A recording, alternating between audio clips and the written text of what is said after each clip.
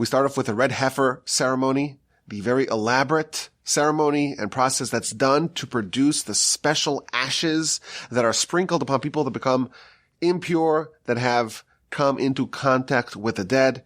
We have the death of Miriam. Miriam is Moshe's older sister. She dies, and when she dies, the well of Miriam, the well of water that has been producing for the nation for almost 40 years, that ceases. And God tells Moshe, go speak to the rock, and it will emit water.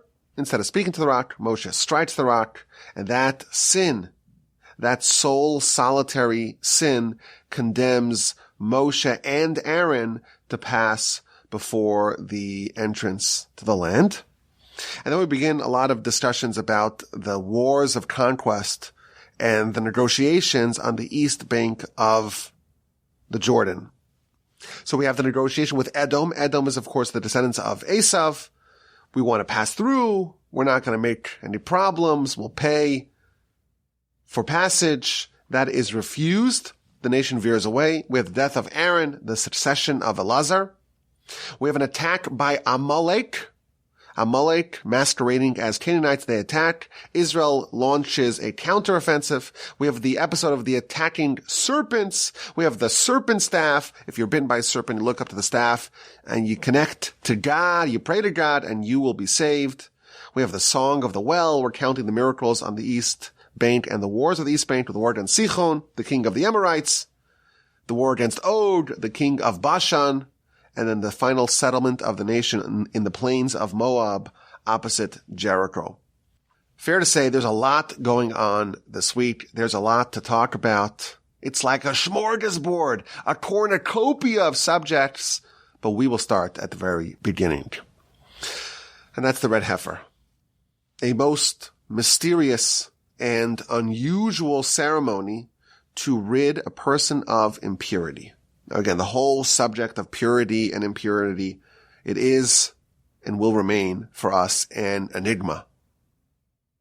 But we know that when someone is in close contact with a corpse, with a cadaver in the same room, carrying them, etc., they become impure. Now, a Kohen, we read in the book of Leviticus, a Kohen is forbidden to become impure. A Kohen cannot just go to a cemetery, cannot just handle a dead body. A non-Kohen is allowed to become impure, but when they are impure, they are forbidden from doing many sacred activities, walking to the temple, eating sacrifices, etc. How does someone undo the status of impurity? Someone who was in contact with the dead, and now they want to go to the temple, they want to bring a pastoral offering, they want to eat sacrificial holy foods. How do they revert back to being in a state of purity? There is only one way, the Torah tells us, via the process of the red heifer. You take a red cow. It's got to be completely red, no white hairs, no black hairs. It cannot be blemished, can't have any physical flaws. It cannot be one that was used for work. It can't have a yoke that went on top of it. And you have to slaughter this animal. But you don't slaughter it where other sacrifices are typically slaughtered, namely in the temple, in the tabernacle. You slaughter it outside the camp, outside Jerusalem. And it's slaughtered by a commoner, not a Kohen. There's a Kohen there to oversee it, but it's slaughtered by a commoner. And then you have this dead, massive red cow, and then you burn it. And in that fire, you throw a concoction, cedar wood, hyssop, crimson thread. You also add some more wood to make a lot of ashes. And what you're left with is a massive mound of ashes. Those ashes are the magical potion for the purification of those who became impure. You take those ashes, you mix them with some fresh water, and you sprinkle them upon someone who was impure. This is done over the course of 7 days of purification, and the person is purified.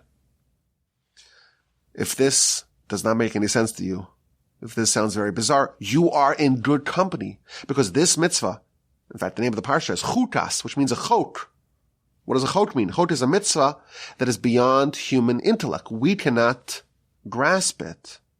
With the exception of Moshe, no human has ever cracked the code of the red heifer. But we read it, it's part of the Torah, and we understand temples rebuilt, please God, we're going to have to find a red heifer because all of us are considered to be impure in contact with the dead, and that doesn't go away unless we have a red heifer and this process. Now, immediately after the red heifer episode, we have the death of Miriam. Miriam's a very significant character in the Torah. Moshe's older sister, of course. She was one who was watching him when he was put on the Nile. She's a prophetess, we're told, after the splitting of the sea. She led the women in song. She's married to Caleb, that we read about a few weeks ago, one of the righteous spies. Her son is Hur, another hero of the story. And she passes, chapter 20, verse 1. The nation of Israel, the entire congregation, they arrived in the wilderness of Zin in the first month, and Miriam died, and she was buried. Now, there's a very interesting note about this verse. This verse, chapter 20, verse 1 of the book of Numbers, it marks the beginning of the narrative of the Torah from the end of the 40 years. The story of the Jews in the wilderness is 40 years. And we're told what happened at the beginning, and we're told what happened at the end. It's like a barbell. And we're told almost nothing about what happened in the interim. Rashi notes, the verse says that the whole nation came, but it says the children of Israel came, the whole nation. There's some extra words. So Rashi tells us this is the entire congregation, because everyone who was designated to die in the wilderness has already died. After the sin of the spies, the nation was condemned to all perish. All the adults will perish before the entering of the land, and their children will inherit the land. This is already at the end of that. All those who were designated to die are dead. And therefore the entire congregation in its entirety, every person who will enter the land is accounted for, and they have arrived in the wilderness of Zin. So it's an amazing thing. This event occurs 38 years after all the wilderness events that we have already read about. Effectively, the whole Torah from the middle of the book of Exodus is telling us about what happened and what was learned over the course of 40 years in the wilderness. And up to this point, chapter 20 of Numbers, it's all about the events of the first year and a half of those 40 years. And from this point forward, until the end of the Torah, it's only dealing with what happened in the last year, meaning that there are 38 years in the middle that we're not told anything about. We are told that Moshe had a lower level of prophecy during those intermediate years, and we know that they traveled from place to place, and we know that they had uninterrupted manna for those 40 years. But the Torah only tells us what happened at the very beginning and the very end. Now, isn't it interesting that the very last thing that we're told from the first era is the red heifer? And the very first thing that we're told from the last era is the death of Miriam. There is a juxtaposition here of two parts of the Torah. One of them comes at the very end of the narrative from the beginning of the 40 years. And one of them is the very beginning of the last year of the Torah. And Rashi tells us that it's no coincidence. Why is the episode of the death of Miriam juxtaposed to the narrative of the red heifer? There's a reason why these two are placed next to each other.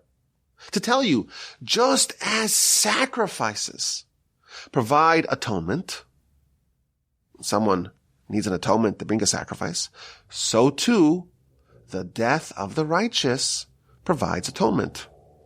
There's consistency with the sequencing of the Torah. We have the red heifer. It's a sacrifice. It provides atonement. And then we have a similar thing the death of Miriam. She's righteous. And when she died, that provided atonement. And that's the consistency. That's the internal consistency in the sequencing of the first two elements of our Parsha. The red heifer, it's a sacrifice. Sacrifices give atonement. The death of Miriam, the death of the righteous, it also provides atonement. This is how Rashi explains the juxtaposition of these two parts of our Parsha. So there's a very interesting idea here. When Miriam died, there was a degree of atonement. Now, if by any chance you listen to the rebroadcast podcast, the podcast where we go through the entire Parsha, not just one idea, but the entire Parsha in about an hour or two when it's double Parsha, we mentioned that this concept appears in 4 different contexts in the Torah. The idea that the death of the righteous has some positive byproducts. It appears in 4 different contexts in the Torah. And we mentioned a mind-expanding idea from the Kliyakar, who says that each one of them is a little bit different because it corresponds to a different element of how the righteous benefit their generation. But today I want to take this concept, the death of Miriam, the death of the righteous, provides atonement like a sacrifice.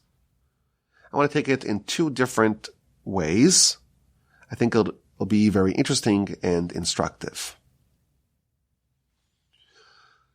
We know that when Miriam died, the nation suffered.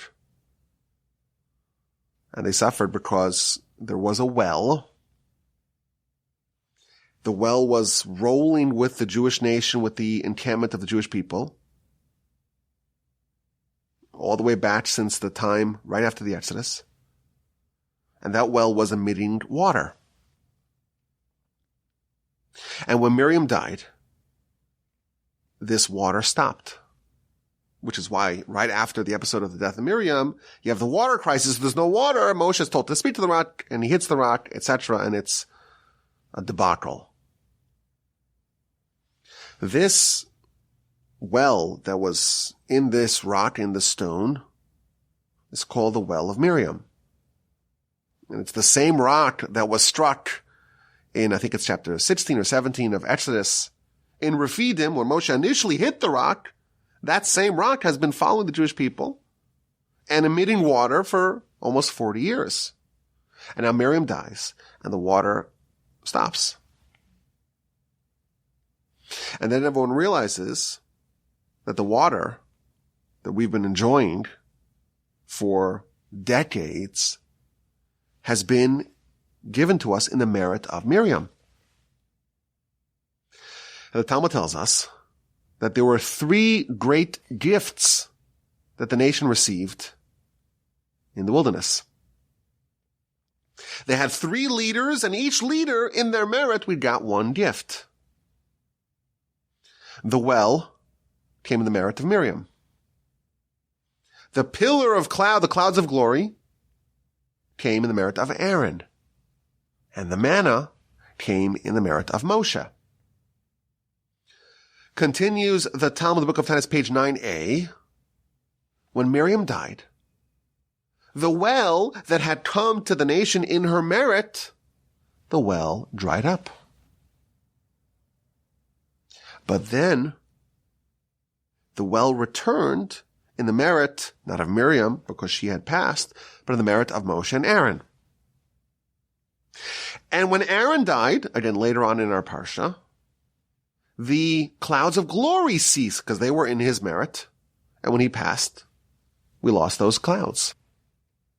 And that's why right after those clouds went away, we were attacked by Amalek. We were now exposed. We were vulnerable. So Miriam dies, well goes away. It comes back in the merit of Moshe and Aaron. Aaron dies, the clouds go away. We are attacked. But then it also comes back in the merit of Moshe. And when Moshe passed, all 3 of these benefits went away. We lost Moshe, we lost the well permanently, we lost those clouds permanently, and we lost the manna permanently. So there's a lot more that's happening here around the death of Miriam. And if you study this Talmud very carefully, you'll see something very instructive. After Miriam passes, the well goes away. After Aaron passes, the clouds go away. But then they come back. Why did they come back? The well came back, the Talmud tells us, in the merit of Moshe and Aaron, the two remaining siblings of this vaunted family. And the clouds come back after Aaron passes in the merit of Moshe. But think about it deeply. How does this work? We have a well in the merit of Miriam. And therefore, when Miriam passes, it made sense for us to lose said well. We had the well only in her merit, and we no longer have her merit. So we no longer have the byproduct, the outgrowth of her merit, namely the well. But then tells us the Talmud, it came back in the merit of Aaron and Moshe. I don't understand. We need the merit of Miriam for the well. And then when she dies, we temporarily lose her, or we lose her merit. And therefore we lose the well. So what does it mean that it comes back due to Aaron and Moshe? It doesn't just return because. There's a deep point over here. When Miriam passed, the well went away because the merit went away. When it came back, it was only because the merit of Miriam came back. This is the deep idea here. The death of the righteous provides atonement. Why? It doesn't just happen because. When someone great passes, there's an opportunity that arises. There's an opportunity to aspire for greatness that arises. Someone like Miriam passes. You're able to assess and to admire and to marvel a great person. And that can be used as an opportunity to prod yourself, to try to copy them, to try to achieve greatness yourself as well. No pun intended. So Miriam passes, and the well ceases. But it is returned due to the greatness of Moshe and Aaron. Why? It was only there initially in the merit of Miriam, not in the merit of Moshe and Aaron. After Miriam passed, Moshe and Aaron took the opportunity to recognize the greatness of Miriam and to themselves adopt the great qualities, the resplendent character, the greatness of Miriam. They adopted her qualities. They acquired it themselves.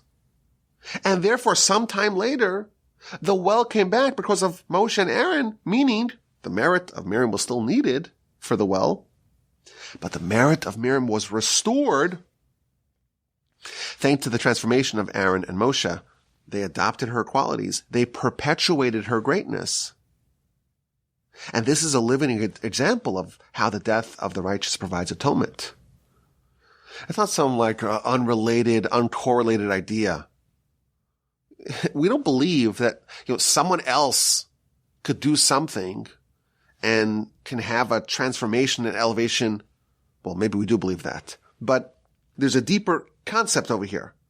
Someone else dying, why would that be a positive thing? Why would that cleanse you? Why would that elevate you? Why would that provide atonement like a sacrifice that you bring? You're sitting on your couch, you're relaxing, you're watching the game and smoking your cigar, and you're going to get elevated? We have a principle. Nothing in the spiritual world happens just because. You have to earn it. The death of the righteous provides atonement if you follow the model of Moshe and Aaron. Where are we told this idea? In the death of Miriam. And we know what happened. It was a crisis. Think about the crisis. There's no water for a nation of millions of people. This is a real danger, an imminent existential danger. And it was all because of the loss of the merit of Miriam. And they, namely Moshe and Aaron, undertook to adopt all her righteousness and to fill the void that she left behind. And that is how the well was restored. So the death of the righteous, this is idea number one. When people study the deeds of the righteous and commit to perpetuate them themselves, that provides atonement, that provides elevation and refinement. So that's one idea. It's like a warm-up idea to the next idea. The next idea is courtesy of the Maharal. He provides an outstanding insight into the nature of change and development and the different methods, different means of change, of development, and transformation. He starts off with a question about this idea. So we're told we have the red heifer, and it's a sacrifice, and it provides atonement. And right afterwards, we have the death of Miriam, and our sages tell us, well, the juxtaposition is not coincidental. It's because the death of the righteous also has sacrifice-like atonement with it. Here's the question. We have a whole book of Leviticus, and there are dozens of laws related to sacrifices, and there's all sorts of different sacrifices in the book of Leviticus. Our sages are telling us that the red heifer is a sacrifice, and it provides atonement, and therefore the death of the righteous, which is right next to it in the order of the Torah, that also provides atonement. There were ample other sacrifices that could have been used to teach this idea. Ola sacrifice, elevation, chatas, guilt offering, shlomim, pisar. There's all sorts of sacrifices that provide atonement. And it can be juxtaposed to a death of a righteous. And it can teach us this idea. Somehow the Torah waited until the red heifer, which is the most unusual of all sacrifices, as we shall see. And specifically with the red heifer, the Torah makes the juxtaposition with the death of the righteous to teach you this idea that the death of the righteous provides atonement. Why? Why specifically is this idea taught in relation to the red heifer? It could have, maybe it ought to have been taught by other sacrifices.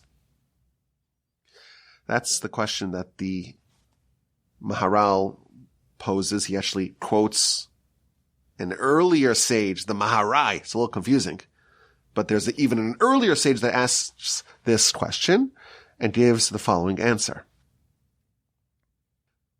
Red heifer is not really a sacrifice. It doesn't follow the protocol of a sacrifice. It's not offered on the altar. In fact, it's slaughtered outside the city. Any other standard, ordinary sacrifice would be considered invalid if slaughtered outside the temple. So we have a sacrifice, but it's not really a sacrifice. It doesn't follow the rules, the protocols of sacrifices.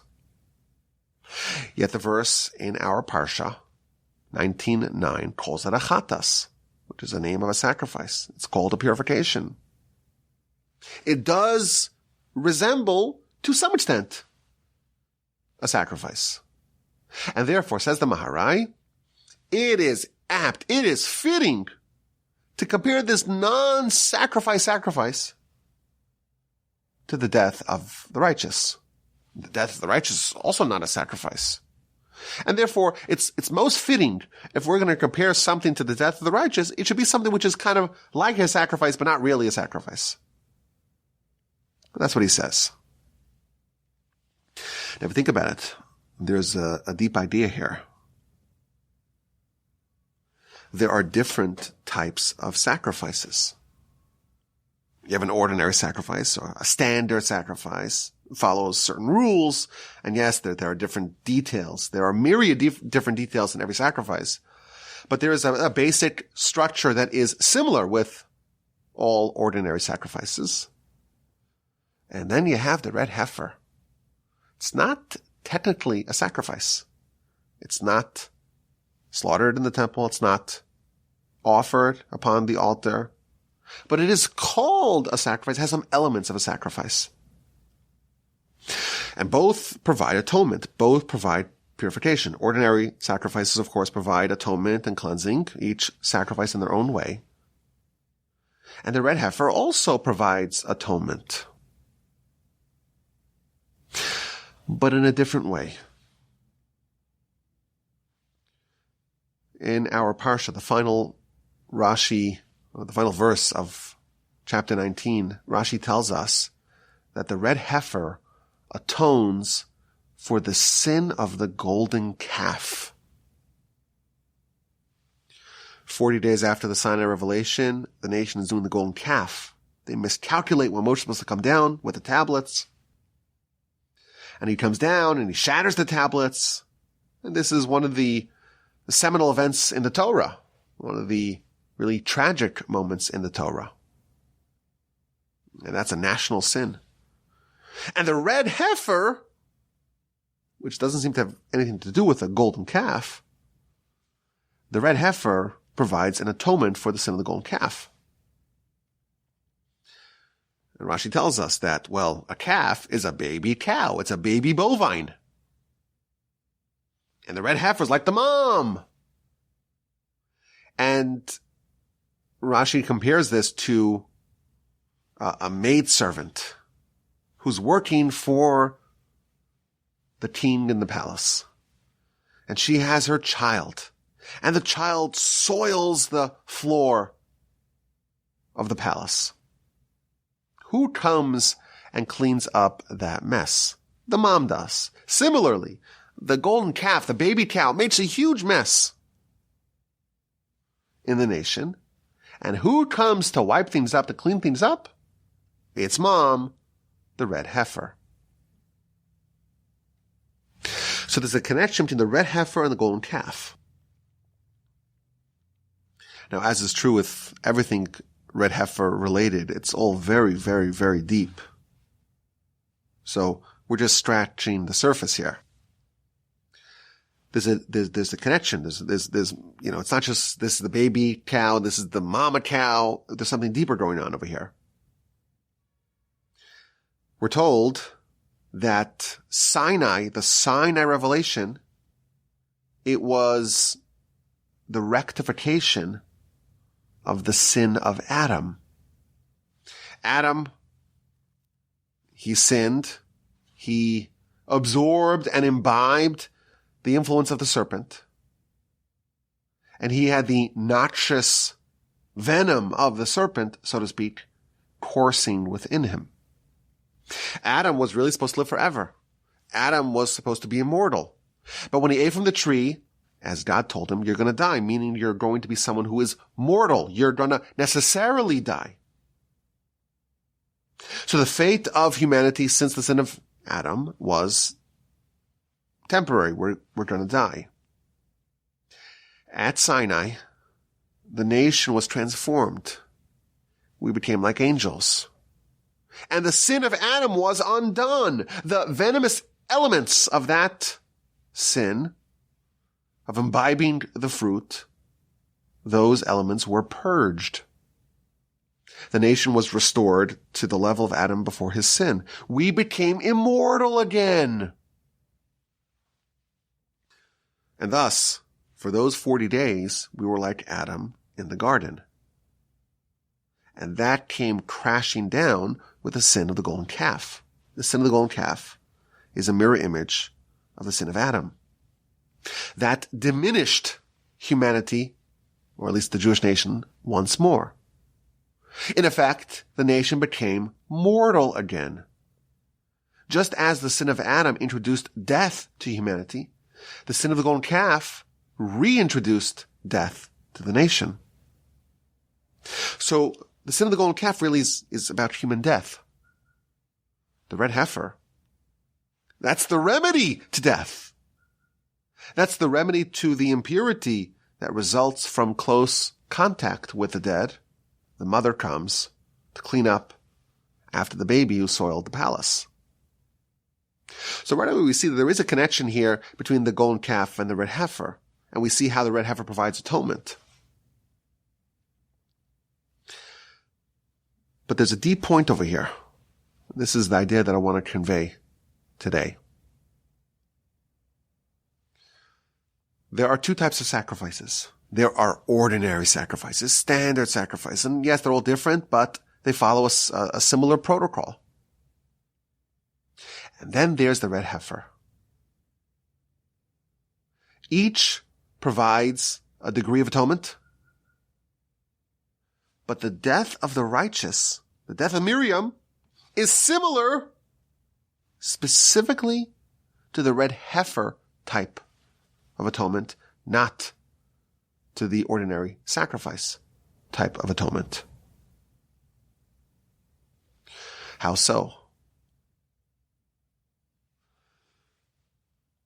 Explains the Maharal. There are two types of atonement. There are two forms of atonement. There are two forms of transformation. Both of them relate to sacrifices and to animals. But what you do with those animals is very different. In ordinary sacrifice, you take it to Jerusalem, but not just Jerusalem, you take it to the temple. And you take it to the altar. And it's handled by the Kohanim. And it is elevated. The red heifer doesn't go to Jerusalem. It goes outside Jerusalem. It's not handled by a Kohen. It's overseen by a Kohen, but not handled by a Kohen. And it is not elevated. One of them is elevated. One of them is incinerated. There are two ways to transform an animal. When we say animal, that's another way of saying bodily instinct. We are hybrids. We're half animal, half angel. Body, soul.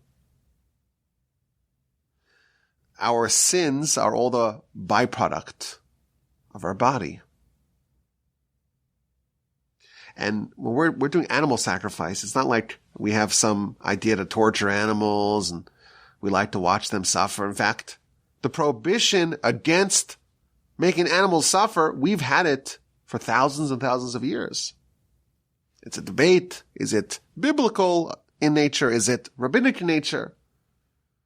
But thousands of years ago, we've already said it's prohibited to cause any animal any pain, unless it's for human benefit. So what's the deep insight of sacrifices? It's showing us what we need to do with our own animal. It's guiding us how to deal with our own crisis that we have of identity between the animal and the angel waging war within us. And there are two ways to do it. You could take the animal, bring it to the temple, bring it to the altar, have it managed by the Kohanim, and offer it and elevate it up to God. And then there's another way. Take it outside Jerusalem, not handled by the Kohen, and have it burned. In the Torah, there are different words that are used to describe the burning of animals as a sacrifice. The process is identical. It's fire. You put the animal in the fire and it burns. And it's turned into dust, ashes. One of them connotes elevation, transformation, haktara. One of them connotes incineration, burning, sreifa. There are two types of sacrifices, and there are two types of atonement. There are two types of transformation. One is the ordinary standard sacrifices, and one is the red heifer. There are two forms of transformation. One is to elevate, and one is to break down. One is to offer to heaven on high, and one is to eliminate. And both are going to provide atonement and transformation, but in very different ways. The verse tells us that a sacrifice provides a pleasant aroma to God. Reach nichoach lashem. Now, we're sufficiently trained to know that it's not a gift for God, and God is not corporeal. He doesn't smell our aroma. We know that the essence of a sacrifice is where a human is saying, I'm going to take my body, my animal, and I'm going to elevate it to God. I'm going to dedicate it in the service of the Almighty. And I'm not just going to say, well, my soul will be dedicated to God. Even the physical, even my body. And that's the elevation. That's what it means that a mortal man, and not just the soul, even the animal parts of man, can do something that can be described as pleasant for God. Think about what that means. Think about what that implies about human potential. We have the ability to take our animal, our physicality, our body, and to do something desirous by God with it. That's what a sacrifice is, the ordinary sacrifice. It's a statement. Yes, I have animal-like tendencies and weaknesses and instincts and flaws. But my body can serve as a means to provide a pleasant aroma, whatever that means, for God. My body can be dedicated for heaven. My body can be changed. It can be transformed into something beautiful, something holy, something eternal.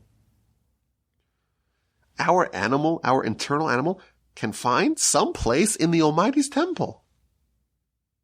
It's a mind-bending idea. Small, fallible, pitiful me, our body, our animal, can accomplish great things. Think about how transformational the idea of a sacrifice is. The enormous potential that we have. We can be elevated. This is an incredible means of transformation. It's a deep recognition of the endless qualities that we have, the endless potential that we all have. And a sacrifice is to embrace that. It's to lean into it. It's to use this ceremony and this protocol and the knowledge that we learn along the way to really demand a lot of ourselves, to elevate ourselves. And sometimes when someone sins, they bring a sacrifice. Why? To remember their incredible, vast potential. You bring a sacrifice and you're doing this whole thing with the animal, but really it's a lesson for you. You're elevating the animal in the temple by the Kohanim on the altar as a pleasant aroma to God. You can use that mistake as a springboard to really transform yourself. You are reminding yourself of the incredible potential, the incredible greatness that is embedded within you. And when you see the animal being offered on the altar, you use that to remember what potential you have and even your animal has. Your internal animal, that is. And you coach yourself, you urge yourself, you exhort yourself to try to fan that greatness to life. That is the transformation of ordinary standard sacrifices. There's another way to change everything. There's another way to be completely transformed. And that's the red heifer. Now it's a red heifer. Red always spells trouble, we know. Esav was red. Kabbalistically, red is always symbolic. I think it's even true in our own psyches. Red is symbolic of sin and problems. This is a very different process of taking an animal. You don't bring it to the temple. You don't offer it on the altar. You take it outside. And you don't even elevate it. You burn it. You incinerate it. And it's not elevated to God. It's not a pleasant aroma to God. It's being burned. It's being eliminated. You're reducing it to ashes. The ashes is what you want. You want nothing to do with that animal. This is the exact opposite approach. This is not an exercise in recognizing your limitless potential. It's the opposite. This is a means to recognize your weakness, your fallibility, your vulnerability, to see where you are exposed, where you're flawed, to see what parts of you have no place in the temple, and to take it outside the city, and to eliminate it, and to burn it. They're both called sacrifices, but they work in opposite ways. One is discovering your potential and trying to embrace that and lean into that and channel that. And one is a process of discovering your flaws and divesting them from yourself and taking it outside and burning it and getting rid of it, finding your weaknesses and neutralizing it. There are two types of sacrifices. Ordinary sacrifices, they are elevated as a pleasant aroma to the Almighty. And then there's the red heifer, and that's not elevated, that's burned outside the city. And yes, both provide atonement, both provide cleansing, both provide purification, but in opposite ways. The sacrifices remind us of our limitless potential. We, even our physicality, can provide a pleasant aroma before God. And the red heifer reminds us of our flaws, of our weaknesses, of our shortcomings, of what we need to burn outside the city. One of them is a process of deviating from bad, and one is the process of embracing good. And they're opposite approaches. One of them is compared to the death of the righteous. There's a reason why the death of the righteous is compared to the red heifer and not the other sacrifices. There is a process whereby you can recognize how small you are and how flawed you are. You see someone who's great and they've passed, and you compare yourself to them and you remember effectively your flaws. You think about the golden calf. You think about the soiled mess in the palace. You ruminate on your flaws and your vulnerabilities and your weaknesses. That is the process that can provide atonement, but what type of atonement? The red heifer type of atonement. It's very interesting that we have all sorts of sacrifices. And the very, very last one that is mentioned is the red heifer. All of Leviticus with all the sacrifices. During those first year of the 40 years, it talks a lot about sacrifices. And the absolute last one is the red heifer. There's another lesson here. There are two ways that we can transform ourselves. We could discover our great potential and embrace that and channel that and try to elevate that as a pleasant aroma to the Almighty. And then there's the opposite process of discovering your flaws and eliminating them. Which one do you do first?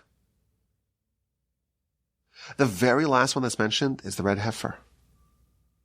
First, you need all the standard sacrifices of their manifold variety.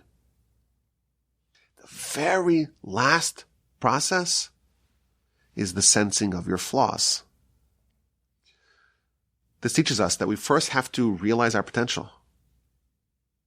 Our grandfather, blessed memory, used to quote his teacher, who would say, "Woe unto someone who does not know his flaws, but double woe unto he who does not know his qualities."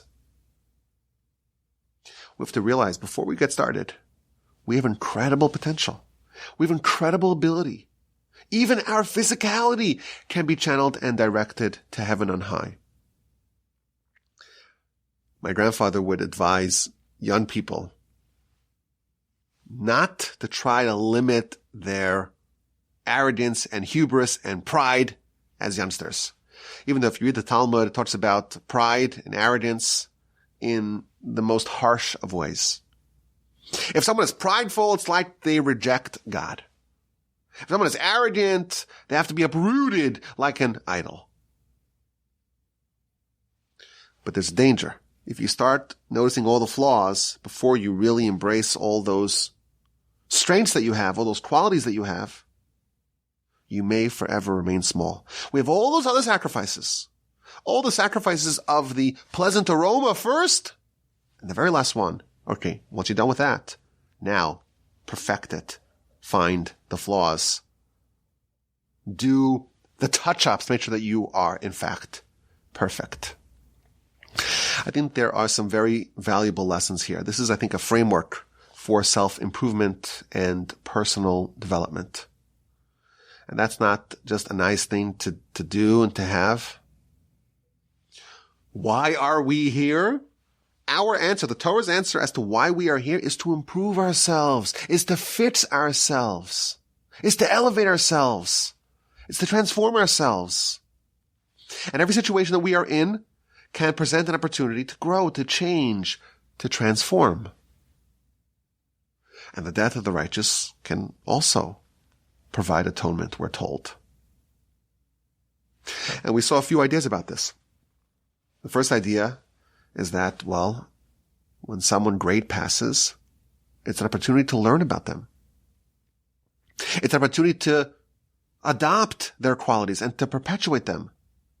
Moshe and Aaron restored the well of Miriam not willy-nilly for no reason. It was because they became greater themselves through the process of mourning their sister. That's one angle on the idea that the death of the righteous provides atonement. You could see tangibly how great a person could become. You could see what you lost, and you could see the person that you can become as well. The second idea is almost the opposite idea. The death of the righteous is compared specifically to a red heifer. There are two forms of sacrifice and transformation. Ordinary, standard sacrifices, and the red heifer. There's a process of elevation, finding your qualities, finding your potential.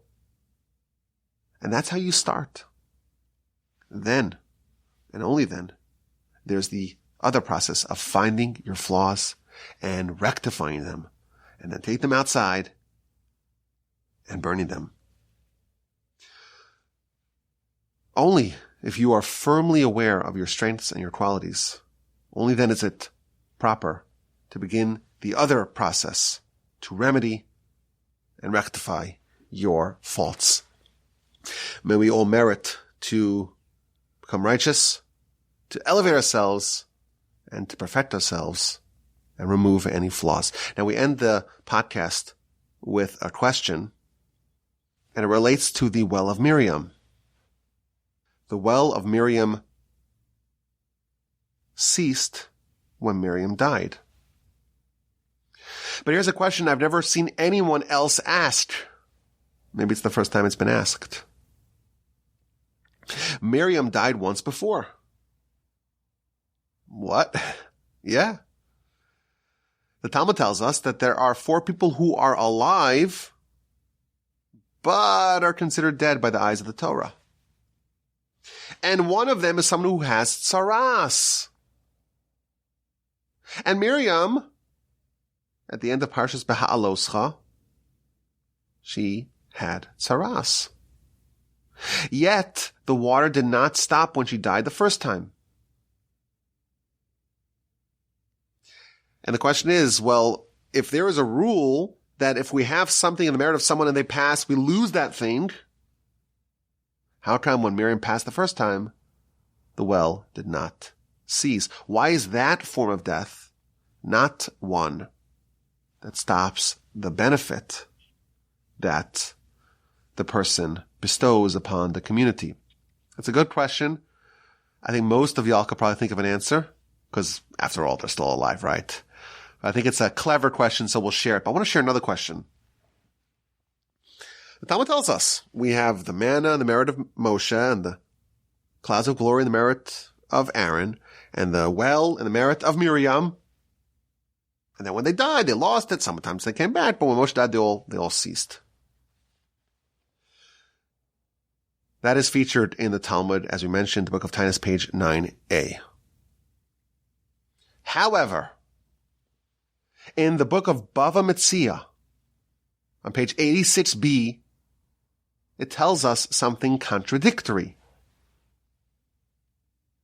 It tells us that we received these three things, the manna, the pillar of cloud, the clouds of glory, and the well, in the merit of Abraham. When Abraham fed those angels, he gave them food. And in that merit, we got food. We got the manna. And he gave them shade, and he stood over them. And in that merit, we got the clouds of glory. And he gave them water. And in that merit, we got the well. So we have two teachings in the Talmud that are both purporting to tell us the merit that earned us the manna, the clouds, and the well. And in one place we're told all three came from Abraham. And in a second place we are told that the manna came from Moshe, or in the merit of Moshe, the clouds in the merit of Aaron, and the well in the merit of Miriam. Interesting contradiction. So the Parsha gives an answer, and I think it's an answer that we could probably develop into a nice principle. He says like this: both are true. In the merit of Abraham, we got all three. And in the merit of Moshe, Miriam, and Aaron, we got those three. The merit of Abraham, that would only suffice to initiate these three things. But to perpetuate it for 40 years, that was not in the merit of Abraham. That was in the merit of Moshe, Aaron, and Miriam. An interesting idea. That two merits were needed. One to start it off, one to kickstart it, one to initiate it, and one to continue it, to perpetuate it. Very interesting idea. And I think there are some nice lessons for us. Maybe in everything in life, we need double merits if we want to have it, and to have it for some time. I thank you for listening. You have an incredible rest of your day, a splendid rest of your week, and an incredible, wonderful, uplifting Shabbos. And please God, with the help of the Almighty, we will talk again next week. And as always, my email address is rabbiwalby@gmail.com.